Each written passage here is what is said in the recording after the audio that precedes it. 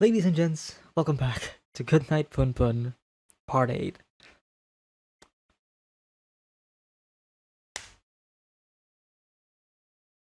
So it begins.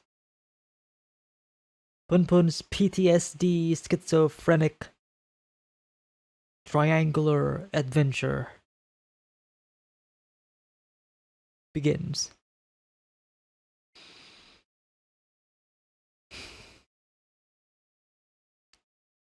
I'm not ready.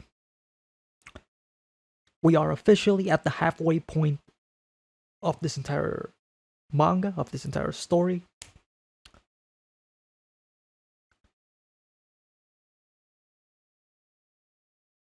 Man. I mean, I talked about it in the previous episode, right? Of how me realizing that I am about to reach the halfway point, and also meaning that I am about to finish Punpun sooner than expected. Not really sooner because I kind of delayed. I kind of delayed Punpun reactions a lot. So, but the fact that we are here, the fact that we are basically at the second half of the story, and the fact that we are about to experience Punpun's adult life, because we've been experiencing his childhood and how terrible it is.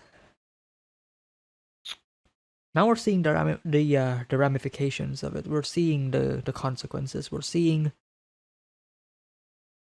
the effects. We've seen the cause. Now we're seeing the effect.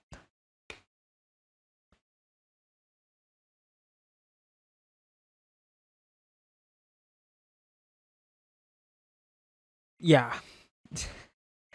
There's gonna be a lot of moments where I'm just gonna be sitting and just not talking anything. I'm just gonna be sitting in silence throughout the rest of the series. Man.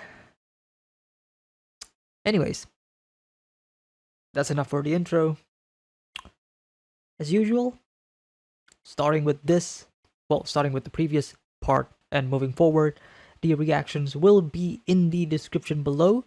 So you're only going to be seeing the intro, and you're going to be seeing my final thoughts slash review of this entire part after this intro is over. So see you all on the other side. I'll catch you all soon. But if you do enjoy the reaction, don't forget to hit the like, subscribe if you haven't already, share your thoughts and your comments down below, and let's get into it. Let's get into Punpun Part 8. Here we go.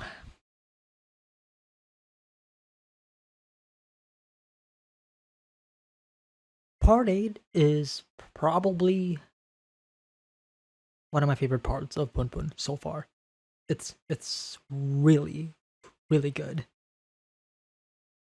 Man, it's it we follow Punpun along as usual, right? But it's, I don't know, it's the sense that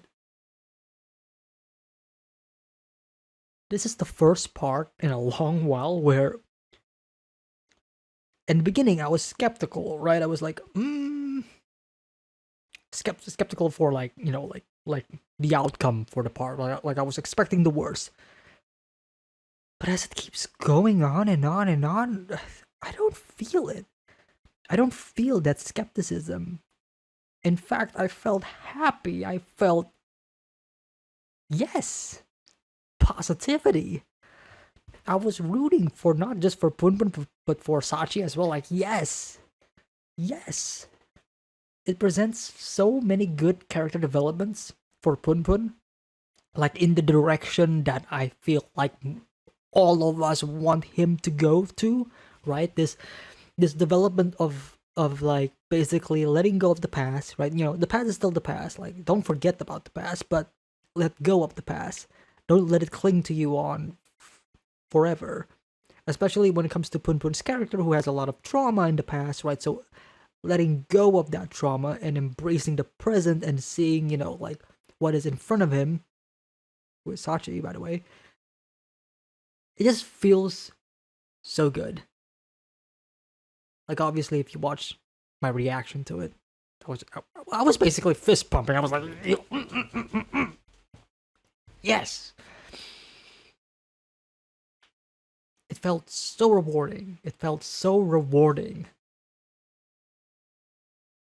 Sachi and Punpun may not start well, right? There was definitely some sketchy stuff at the beginning, right? But as they develop more, as we learn more, not just about Punpun, but especially about Sachi as well, her predicament, her problems, why she is this way, why she acts this way, how she views life, how she views the world. Again, not a perfect character. She has flaws, a lot of them, but she is working her damn best to basically say, fuck all of you. I'm gonna be my own person. I'm gonna do what is best for me, and I'm going to enjoy life.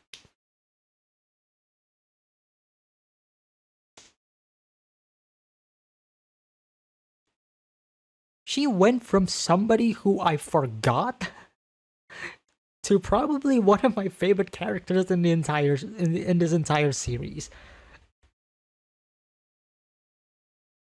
Maybe it's because I kind of relate to her more in terms of, like, her being somebody who is an artist and who wants to create this manga, this story that she wants to create, but she's having a hard time to doing it because of a lot of reasons, and his worldview, the way she and all that stuff. Like, I get some of it. I get some of it. So she definitely clicks a lot for me.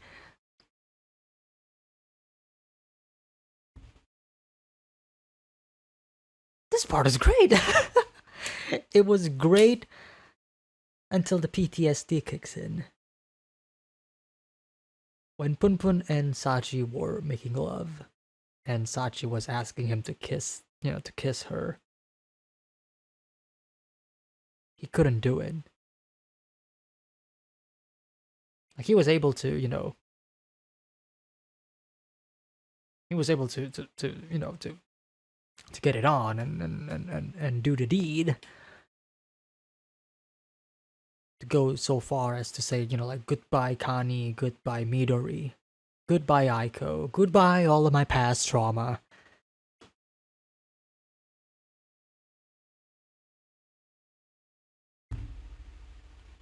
But when the moment comes for him to kiss, he still has that memory of Aiko giving him that first kiss, all the way back in part 1.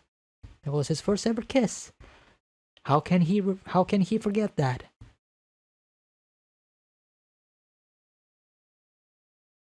And he cannot let that go. Sachi realizes this. She is supportive of him. And they've been together ever since. Seeing the montage of them just having fun playing snowball and all that stuff was sweet and wholesome.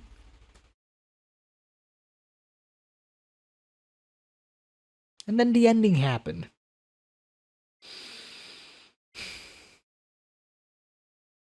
The real Aiko comes up. She shows up out of nowhere with her dead eyes. Obviously, we don't know what happened to her, right? That's the fun part. Fun, quote unquote. It's the fact that we don't know what happened to her. We don't know her story, right? We know what happened to Punpun, right? Punpun has suffered through a lot, and he is currently going to a phase that seems to be sort of a, like essentially he is going through a phase that is healing. He is going through a self-healing phase, right? With Sachi and all that stuff, it's a slow process, but he is healing. He is slowly letting go of the past, as indicated by the fact that he no longer becomes a pyramid anymore. We don't know what happened to Aiko, right? We don't know what happened during those years that we've never seen her. We've only seen glimpses of her, right? We've only seen her during the train and all that stuff, and we see her eyes dead. Those are the eyes of somebody who is dead inside. Obviously, she needs help as well. So it's kind of conflicting, considering that one, again, obviously she needs help. But two, her presence along with Punpun is just a straight no-no for me. Like, if they can work it out, great. But I just find it hard for them to do so unless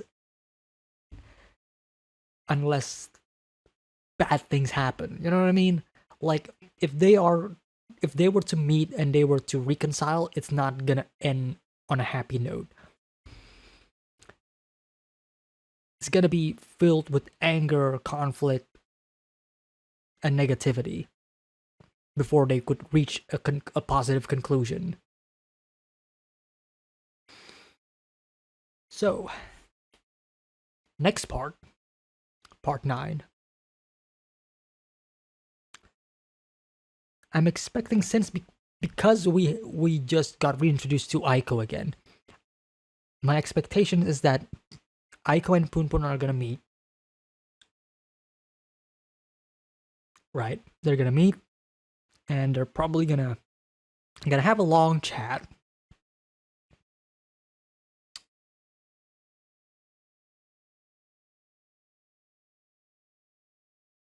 And the big question is, once again, the same question that Sachi says. Are you over her? Can you get over her? Can Punpun Onodera say goodbye to his first ever love? Not really his first ever love. His first ever love was that bully kid at the very beginning. That was kind of weird. But like his first true love. I don't know.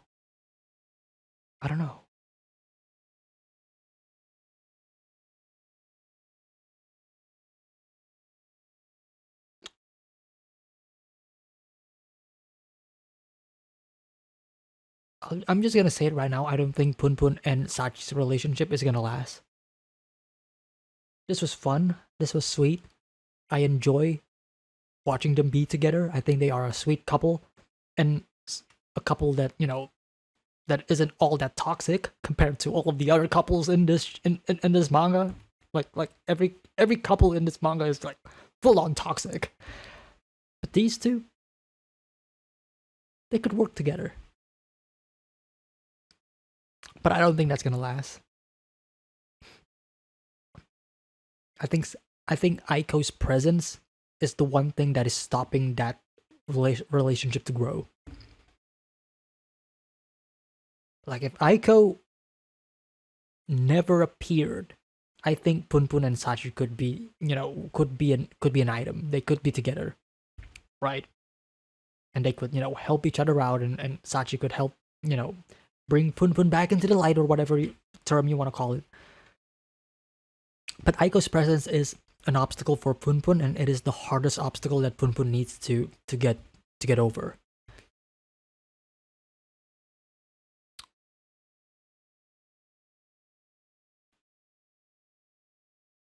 Yeah. That's pretty much it for my small little review for part 8. Again, probably one of my favorite parts of Punpun so far. Was not expecting to be happy and fist bumping in a Punpun reaction, but here I am. Which means, if something bad happens to Sachi or Punpun, it's all gonna hurt a lot more. If I'm fist bumping in the air, that means I am fully attached to these characters. So if Asano does something to them, then yeah, I don't think I'm ready at all. He got me. I am fully attached to these characters now. I'm fully attached to Sachi, and I'm fully attached to this relationship between Sachi and Punpun. I want them to work, but I don't think it is gonna work. And it sucks. See you all next time for the next Punpun reaction. Once again, thank you all so much for tuning in. Hit the like and subscribe if you haven't already. Support me on Patreon if you want to, and you can get early access to the next reaction to Punpun. So I really appreciate that if you do. That's pretty much it. Take care. Have a nice day. Peace.